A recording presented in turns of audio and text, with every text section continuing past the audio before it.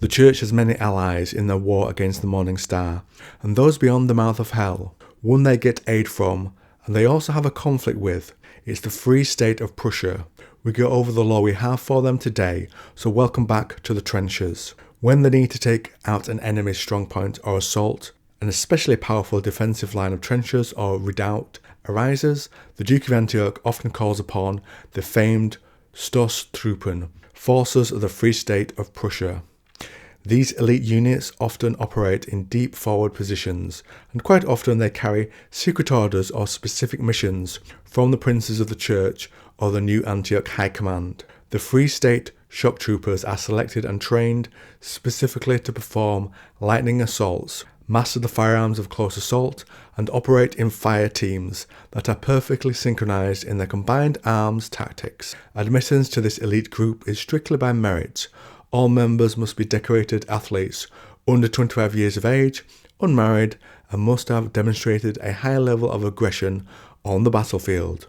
Of all the soldiers serving Prussia, Stoßtruppen have by far the most high casualty rate. When inducted into the ranks, all swear an oath at the Konzinger Cathedral. To each his own, to me death. One of the most distinct weapons are the tank splitters swords. It takes years of grueling Mensa practice and field drills to acquire the required precision and speed to use the specialist tank splitter swords of the Guard Corps. Despite their great size, often over 6 feet long, they are remarkably light, and due to the large quantities of orichalcum used in their forging process, they are virtually unbreakable.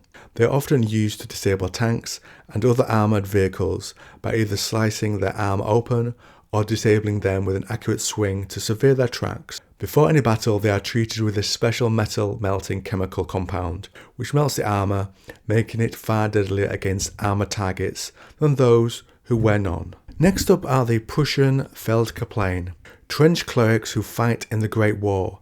Include a vast array of both ordained and secular fighting ministers of the Holy Word. A good example of such are the specially trained Militar Geistlich that the Church militant of the Free State of Prussia dispatches to counter the heretic legions, sorcerers, and high priests who pit their faith against the fiendish goetic power of the Inferno. Due to the importance of their role, and because of the high blood price the heretic commanders have set for each chaplain killed, a price which is doubled by mammon for captured individuals, as these priests are prime material in constructing the dreaded goetic warlocks. Mammon, for those who don't know, is the Prince of Greed and a member of the court of the seven-headed serpent. The Church and the Free State go to extraordinary lengths to train and equip their chaplains with the finest weapons and armour. In battle, these Prussian trench clerics don their thrice-blessed armour, crafted in these sacrosanct workshops beneath Cologne Cathedral.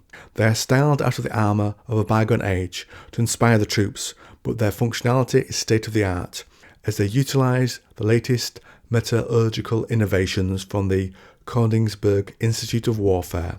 The location of the workshops is not without controversy, as both the Free State of Prussia and the Holy Roman Empire claim ownership of Cologne. This dispute stems from the time when the Free State seceded from the Empire after holding its first democratic elections. These elections were originally instituted specifically to gain independence from the Empire, but proved immensely popular with the people and have remained in place over time.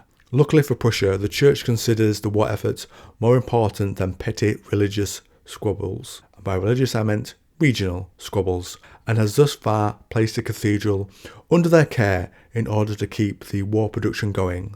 The chaplain's superb armaments are not limited to protection. They also carry special grenades filled with myrrh, hemlock, and burning incense, as well as classified chemical substances.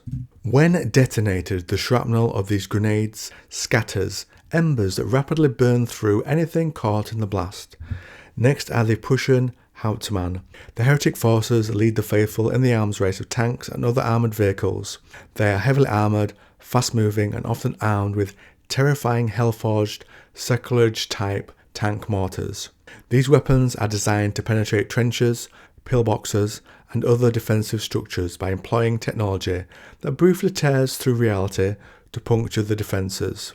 They target the occupants within using ammunition that unleashes echoes of the reverse words of God's creation, reverberating at bone-shattering volume throughout the structures under attack, specifically designed to undo divine work. They peel away skin, nervous systems, and finally the flesh and internal organs of any mortals. Not a pleasant way to go.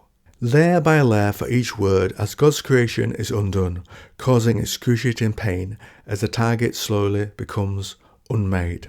To counter these armoured threats that have been used time and again to break through their lines, the Prussians have developed many battlefield innovations, from anti-material rifles to specialist close-quarter guard corps units. As these sacrilege cannons are slow-firing and hard to aim, the Prussians counter them with lightning-fast close-quarters tactics. The swords of the guard corps, commonly called tank splitters that I mentioned earlier, are specifically designed to disable or destroy enemy armoured vehicles. Deployed by the Prussian Institute of Metallurgy, the edges are orichalcum and titanium alloy.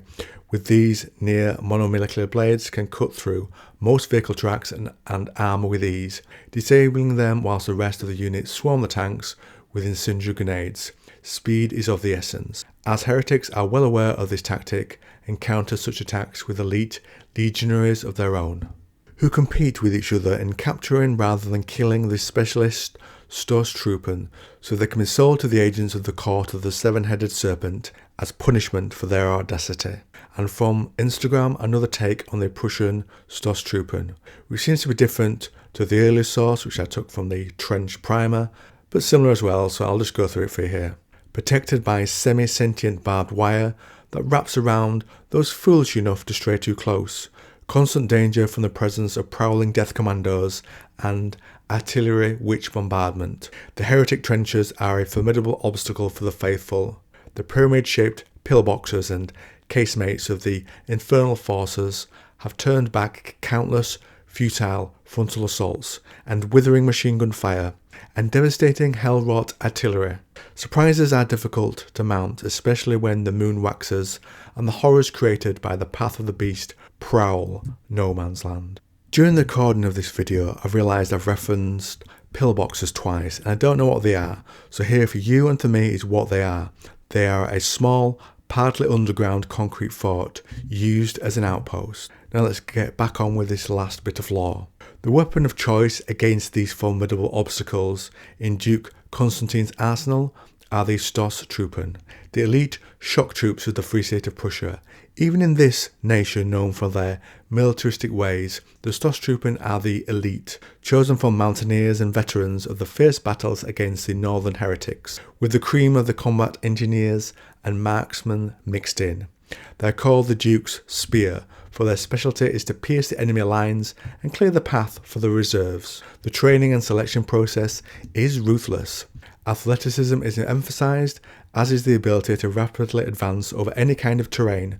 Just as important is to learn how to make use of both camouflage and even the tiniest bit of terrain. For cover, they learn to hit their targets in total darkness and train wrestling with hulking communicants. But the most important selection criteria is to have iron in your soul. To engage with the armies of the damned in close quarters requires a certain kind of soldier, one who is willing to detonate their last grenade when their own innards have been ripped open by the claws of a werewolf. We've all been there, right? Or wrestle a heretic anointed and look into their eyes, see the hellfires raging there, and not to flinch, but bring their trench club down. And that's the last bit of lore in this video for you. I hope you enjoyed it. Comment down below, and if you enjoyed this video on the Trench Crusade, check out my other ones.